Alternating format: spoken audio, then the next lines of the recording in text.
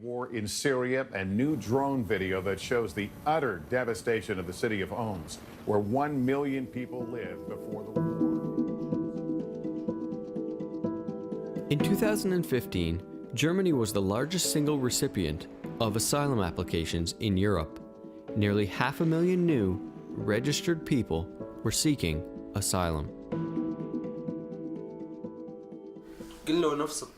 All the trips go the same way, from Syria to Lebanon, to Turkey, Greece, Macedonia, through Serbia, Hungary, Austria, then to Germany.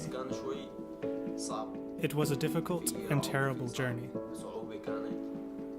But as soon as you arrive in Germany, you can feel serenity and calm.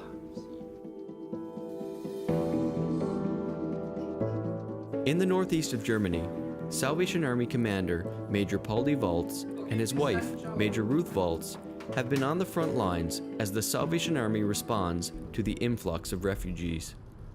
They came across all the borders from the east side, were overwhelmed by a big wave of human beings. I'm so happy that our officers reacted very quickly and they looked where there is a gap where the Salvation Army could do something, and they did it even they had already many things to do.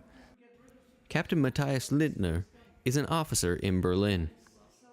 Salvation Army Corps here operate a number of programs which help to promote integration, such as language and cooking classes, life skills assistance, and daycare and playgroups.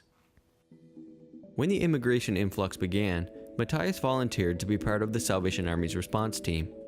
Every morning at 5:30 a.m., they served refugees who were exposed to the harsh winter elements, waiting for hours to be processed through immigration. There was a family with kids on their lap and just sitting on the cold ground and taking care. That was really hard to see. Today, thousands of refugees still haven't found a permanent home. Many have been brought to large housing areas, such as this old airport. Normally they have big events here, so they cancelled everything to live there. And no, you're separated just by partitions, or some are just with tents, and it's really stressful, really not good. The Salvation Army plans to bring services to the communities where they are needed and aid in transition and integration. Millions of people around the world have fled their home countries because of war, persecution, and natural disasters. They are without a home, without jobs, and in a foreign land.